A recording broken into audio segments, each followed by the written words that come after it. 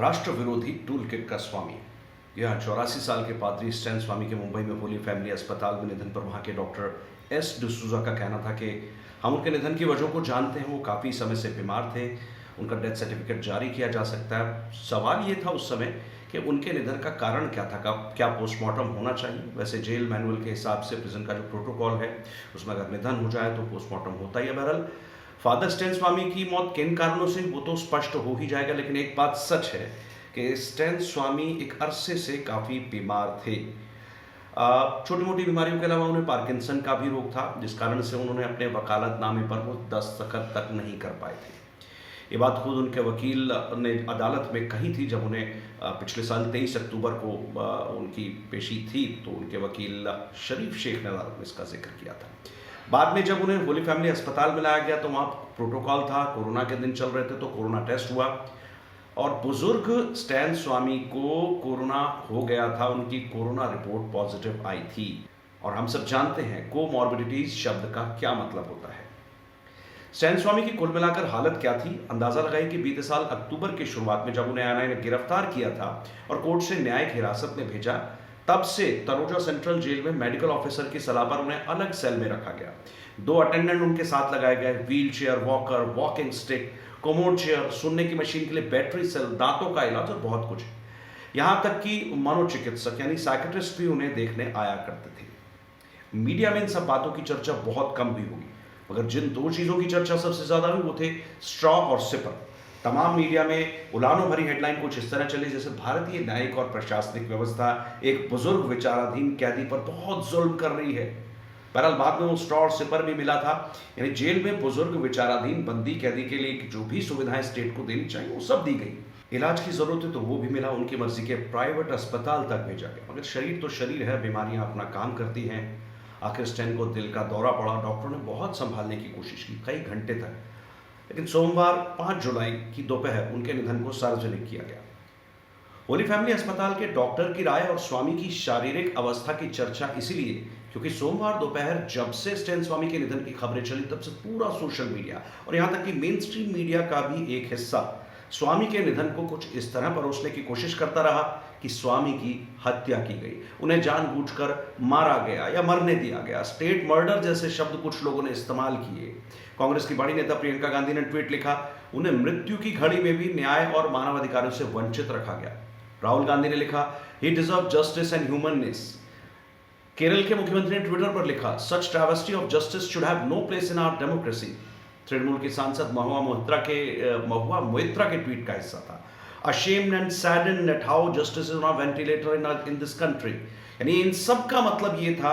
जिग्नेश मेवानी ने तो ये तक लिखा कि Modi and Shah have father Stan Swamy's blood on their hands, the country will never forgive them. वरिष्ठ पत्रकार एक हैं राजदीप सरदेसाई, उन्होंने लिखा कि an 84-year-old arrested under UAP by a mighty Indian state that saw him a terrorist because he had spent a lifetime working amongst tribals।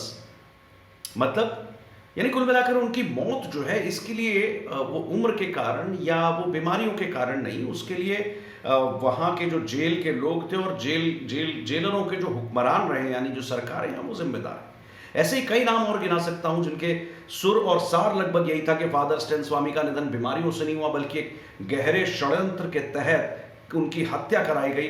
हवा में तो यह भी तैर रहा है कि स्टैन को बिना किसी आधार के गिरफ्तार किया गया था और फिर उन्हें सारी सुविधाओं से वंचित रखा गया। वो बिल्कुल बेगुनाह हैं, वो तो आदिवासियों के बीच काम करते थे, उनके जमानत ना होने के सारे मामले में न्यायपालिका भी शामिल है। यानी कहाँ कहाँ आप सवाल खड़े कर रहे हैं, ये देखना बहुत दिलचस्प है। केंद्र की मोदी सरकार को कटघरे में खड़ा करने का अधिकार राजनीतिक प्रतिद्वंदी होने के नाते तो बनता है, लेकिन किन विषयों पर ऐसा करना तर्कसंगत है, इस पर ज्यादा गंभीरता से सोचने की जरूरत इसलिए नहीं क्योंकि शोर मचाकर किसी को चोर साबित करने की परंपरा हमारे यहाँ पुरानी और दुर्भाग्य से हमारे समाज में ये चाल अक्सर कामयाब होती है। और फिर भी उस चोर की कैसी पिटाई करते हैं इसके तमाम वीडियो सोशल मीडिया पर हम अक्सर देखते ही हैं। भारत के कुछ राजनीतिक दल इसी फिल्मी फॉर्मूले पर आज भी काम करते दिखते हैं। स्टैन स्वामी के निधन के बाद जिस तरह का शोर मचाया जा रहा है उससे लोकतंत्र की संस्थाओं पर संदेह की अवस्था उत्पन्न होती है और मुझे लगता है कि इसका स्पष्टीकरण भी लोकतंत्र के हित में देना आवश्यक है। आखिर सत्ता प्रतिष्ठान पर सवाल उठाने के क्रम में न्यायपालिका और संवैधानिक संस्थाओं की गरिमा और मर्यादा को ताक पर रख देना, ये कहां तक उचित है?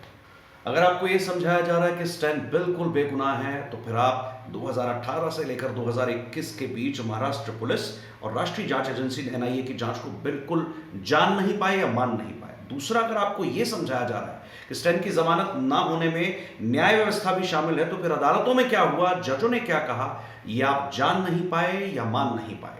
तो फिर अब आपको इन दोनों बातों का सच समझना बेहद जरूरी है। मानना या ना मानना आपकी अपनी तर्क क्षमता पर निर्भर करता है। थोड़ी देर के लिए आपको जरा पीछे लिए चलते हैं। 31 दिसंबर 2017 को भीमा कोरेगांव में अलगार परिषद का एक बड़ा कार्यक्रम हुआ। वहां मंच से ऐसे भड़काऊ बयान दिए गए कि वहां के एक पुराने युद्ध स्मारक के पास हिंसा का तांडव शुरू हो गया। जान माल का नुकसान जो हुआ वो अलग, मगर इस घटना ने समाज के दो समुदायों के बीच द्वेष को भड़काने का काम किया, जिसका असर अरसे तक दिख सकता है। और ये मामला ब्लीडिंग इंडिया थ्रू 1000 कट्स की पाकिस्तान की पुरानी थ्योरी का हिस्सा है, क्योंकि भारतीय समाज में दरारें पैदा करने की रणनीति पाकिस्तानी सेना और आईएसआई की ग्रीन बुक का हिस्सा है। भारत में इसके मोहरे बनते हैं नक्सली, आतंकवादी, पर्यावरण और मानवाधिकार के नाम पर चलने वाले तमाम चंद विदेशी एनजीओ और कुछ राजनीतिक नकाब ओढ़े लोग। ये सब तथ्यों पर आधारित और सिद्ध थ्योरी है, बस आपको समझने और मानने की जरूरत है। भीमा कोरेगांव हिंसा की जांच की शुरुआत महाराष्ट्र पुलिस ने की और 8वें महीने यानी अगस्त में पुणे पुलिस ने पादरी स्टेन स्वामी का नाम बतौर अभियुक्त अपनी एफआईआर में शामिल किया। अब इन 8 महीनों में पुणे पुलिस ने कुछ तो किया ही होगा, कुछ तो जांच की ही होगी, जिसके बाद वो रांची में बैठे पादरी स्वामी तक तार जोड़ पाई। पुणे पुलिस ने रांची में स्टेन के ठिकानों पर छापे मारे तो स्टेन स्वामी ने बॉम्बे हाईकोर्ट में एफआईआर को रद्द करने की गुजारिश की। अब कोर्ट ने गिरफ्तारी पर तो रोक लगाए रखी, मगर एफआईआर रद्द नहीं की। आखिर ऐसा क्या था? क्योंकि कोर्ट ने मामले पुलिस से इस पूरे मामले के रिकॉर्ड तलब कर लिए। अब पुलिस की सारी जांच देखने के बाद 14 दिसंबर 2018 को बॉम्बे हाईकोर्ट की बेंच का ऑब्जर्वेशन जरा सुनिएगा। कोर्ट को अधिकारियों के कामों में कोई कमी नहीं दिखती, यानी अब तक की जो कार्रवाई या जांच की गई है उसमें स्टेन के खाते में कई ऐसी गैर कानूनी बातें चली जाती हैं जो कोर्ट के संज्ञान में आ गई थी और जिसकी बिना पर एफआईआर रद्द करने की स्टेन की अर्जी नामंजूर की गई। इसके बाद भी भीमा कोरेगांव की घटना का 1 साल हो चुका था, स्टेन की गिरफ्तारी नहीं हुई थी। पुलिस की जांच चलती रही। साल भर से ज्यादा समय बीतने के बाद जनवरी 2020 में एनआईए को भीमा कोरेगांव मामले की जांच सौंपी गई। एनआईए ने भी जांच में 9 महीने लगाए, जिसके बाद पादरी स्टेन स्वामी के खिलाफ इतने पुख्ता सबूत इकट्ठे हो चुके थे कि उन्हें गिरफ्तार किया जा सकता था। कुल मिलाकर भीमा कोरेगांव हिंसा के 3.25 साल बाद पादरी स्टेन स्वामी को एनआईए ने गिरफ्तार किया और अगले दिन स्पेशल एनआईए कोर्ट में सप्लीमेंट्री चार्जशीट दाखिल की, जिसमें स्टेन स्वामी का पूरा चिट्ठा लिखा था। 6 जुलाई 2021 की सुबह मीडिया के एक बड़े हिस्से में एक जैसे संदेश वाली हेडलाइंस दिखी और उसमें स्पष्ट लिखा था, एनआईए ने स्टेन स्वामी की एक भी दिन की कस्टडी नहीं मांगी, गिरफ्तार करने से बाद से सीधे न्यायिक हिरासत में भेज दिया और जमानत का विरोध करते रहे। यानी जनता में जो भाव प्रसारित किया गया वो ये कि एनआईए का इरादा सिर्फ स्टेन को जेल में डालने ठूसने का था और कोर्ट भी इस षड्यंत्र में शामिल थी। ये जो बताया जा रहा है, मीडिया के एक बहुत कम हिस्से में बताया गया कि जांच हाथ में लेने से गिरफ्तारी के लगभग 8.5 महीने के बीच एनआईए ने स्टेन से कुछ 1 घंटे की पूछताछ कर ली थी। पुणे पुलिस की पुरानी इन्वेस्टिगेशन भी सामने थी। स्टेन के अलावा गौतम नवलखा, आनंद तेलतुंबड़े, वरवरा राव, सुधा भारद्वाज, अरुण परेरा, वर्णन गोंजाल्विस जैसे तमाम अर्बन नक्सलियों के शिकंजे में आने के बाद इतने पुख्ता सबूत हाथ में थे कि एक बुजुर्ग और बीमार अभियुक्त स्टेन को कस्टडी में लेकर किसी पूछताछ की जरूरत नहीं थी। ये एनआईए का उस समय मानना था। पूछताछ हो चुकी थी, सब कुछ सामने था, दूसरों के बयान भी थे। क्योंकि ऐसे हालत में अगर कस्टडी में कुछ हो जाता तो फिर किस तरह का शोर मचता, इसका जरा अंदाजा लगाइए। बहरहाल, अब पादरी की दयालुता और महानता के किस्से भारतीय फिल्मों में तो आपने अक्सर देखे होंगे, मगर स्टेन का कैरेक्टर उन फिल्मी पादरियों से बिल्कुल अलग था। चेहरे पर मत जाइए, जो असल है उसे देखिए और समझिए। 23 मार्च 2021 को एनआईए के विशेष अदालत के जज डीई कोथालीकर ने स्टेन स्वामी की जमानत अर्जी खारिज की। जस्टिस डीई कोथालीकर ने अपने आदेश में कहा, ध्यान से सुनिएगा, उन्होंने कहा, प्रथम दृष्टया स्पष्ट है कि भारत में अशांति फैलाने और सरकार को उखाड़ फेंकने के इरादे से स्टेन स्वामी ने प्रतिबंधित माओवादी संगठन के सदस्यों के साथ मिलकर गंभीर साजिश रची, गंभीर षड्यंत्र रचा, ये कोर्ट ने स्पष्ट कहा। दूसरी बात, बार बार स्टैन स्वामी की उम्र और सेहत का हवाला दिया जाता रहा। इसके लिए समाज में हमदर्दी जुटाने का काफी प्रयास हुआ कि एक बुजुर्ग को आपने जेल में डाला है और बुजुर्ग के साथ इस तरह का हुआ वैसा हुआ। बहुत कुछ उसमें झूठ भी होता है, लेकिन जस्टिस कोथालीकर ने इस उम्र के मसले पर भी कहा था, क्योंकि बेल के लिए उम्र का हवाला बार बार दिया गया जमानत के लिए। उन्होंने कहा कि समुदाय के सामूहिक हित आवेदक यानी स्टैन स्वामी के व्यक्तिगत स्वतंत्रता के अधिकार पर भारी पड़ते हैं, यानी उनका वजन जरा ज्यादा है। अगर आप पूरे सबके हित में देखेंगे, ब्रॉडर पर्सपेक्टिव में इसको ले जाएंगे, तो समुदाय के सामूहिक हित उनकी व्यक्तिगत स्वतंत्रता पर भारी पड़ते हैं। आवेदक की कथित बीमारी और उम्र उनके पक्ष में नहीं मानी जा सकती, कोर्ट ने साफ कह दिया। और साथ में यह भी ध्यान से सुनिएगा कि जितनी भी सामग्री अब तक कोर्ट के रिकॉर्ड में आई है, उससे लगता है कि स्वामी प्रतिबंधित माओवादी संगठन का सदस्य है। ये 23 मार्च 2021 को एनआईए की कोर्ट के विशेष कोर्ट के जज कोथालीकर का यह कहना था। अब प्रश्न ये है कि एनआईए या उससे पहले पुणे पुलिस ने ऐसी क्या सामग्री जुटाई थी जिसने एनआईए कोर्ट को एक बुजुर्ग आदमी को जमानत देने से रोक दिया? क्या स्टैन स्वामी वाकई इतना खतरनाक आदमी था जो देश विरोधी षड्यंत्र का स्वामी बन बैठा था? आइए उस सामग्री को भी जरा देख लेते हैं, फिर फैसला आप कीजिएगा दरअसल वो क्या था। स्टैन स्वामी ने देश विरोधी साजिशों के बारे में जितने भी अर्बन नक्सलियों और दूरदराज के इलाकों में सुरक्षा बलों पर हमला करने वाले लोगों से, नक्सलियों से, माओवादियों से संवाद किया, उसमें एक शब्द का जिक्र बार बार आया, और वो शब्द है कॉमरेड। ऐसे 140 ईमेल अदालत के रिकॉर्ड पर हैं जहां कॉमरेड का संबोधन हुआ। इन्हीं में से एक कॉमरेड मोहन ने स्टैन स्वामी को 8 लाख रुपए भी दिए। यह बात बहुत कम बताई जाती है। दूसरी बात, 2018 और 2020 में 2 बार स्टैन स्वामी के ठिकानों पर छापे मारे गए, जिनमें 40 से ज्यादा महत्वपूर्ण मगर खतरनाक दस्तावेज मिले। वैसे दस्तावेज तो कई थे, मगर जो कोर्ट के रिकॉर्ड पर लाए गए वो 40 उनकी संख्या है। और वो बताते हैं कि स्टैन स्वामी माओवादियों के ग्रुप का उच्च स्तरीय सदस्य था।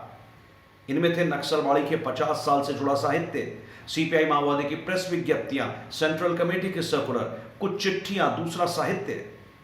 सीपीआई माओवादियों की 13वीं वर्षगांठ पर उत्सव का संदेश था, उसका संविधान था, बहुत महत्वपूर्ण उसकी अंडरग्राउंड हैंडबुक, अर्बन गोरिल्ला की मिनी मैनुअल, भारत में क्रांति की रणनीति का दस्तावेज और जीएसएम नेटवर्क के एनक्रिप्टेड डेटा कम्युनिकेशन की गाइड जैसी सामग्री भी स्टैन स्वामी के ठिकानों से मिली। एनआईए की चार्जशीट साफ कहती है कि स्टैन स्वामी प्रतिबंधित सीपीआई माओवादी का एक्टिव कार्डर था, दूसरे कार्डर के लगातार संपर्क में था, उन्हें बता रहा था कि देश भर में उनके कार्डर की गिरफ्तारी से, खास करके महाराष्ट्र में, उन्हें कितना नुकसान हुआ है। दूसरे माओवादियों से फंडिंग भी होती रही थी। वो सीपीआई माओवादी की प्रताड़ित बंदी कमेटी यानी प्रोसिक्यूटेड प्रिजनर सॉलिडारिटी कमेटी, इसका समन्वयक भी था, कोऑर्डिनेट कर रहा था। सवाल है कि स्टैन स्वामी अगर देशद्रोही ताकतों के साथ मिलकर देशद्रोही गतिविधियों में जुटा था, तो फिर उसके निधन पर अब या उससे पहले उसकी गिरफ्तारी के विरोध में, उसकी जमानत के पक्ष में, उसके स्ट्रॉ सिपर की मांग को लेकर हल्ला मचाने वाले लोग दरअसल कौन है, इस पर अंदाजा लगाइए। अगर आपको देश की अदालतों या देश की सुरक्षा में लगी केंद्रीय जांच एजेंसी एनआईए की जांच पर विश्वास नहीं है, तो फिर आपको भारत की किस संस्था पर भरोसा हो सकता है? संविधान के अनुसार निर्धारित प्रक्रिया से अस्तित्व में आने वाली एनआईए की जांच और अदालतों के रुख पर आपको विश्वास क्यों नहीं होना चाहिए? अब जो भी निर्णय लें, सच यही है कि देश विरोधी टूल किट के स्वामी के निधन पर जिन लोगों को बेहद अफसोस हो रहा है, वैसे किसी का भी निधन पर अफसोस होता ही है, लेकिन ये लोग जो विशेष तौर पर कर रहे हैं वो ये समझ गए हैं कि भारत में अराजकता, अशांति फैलाकर उसे कमजोर करने का जो अंतर्राष्ट्रीय षड्यंत्र है, उसे इस दौर में तो फिलहाल दफन करना ही पड़ेगा। नया भारत ही सब देख रहा है, सब समझ रहा है, और कॉमरेड के निधन के बहाने भारत पर प्रहार करने वाले चेहरों को ये नया भारत पहचान भी रहा है।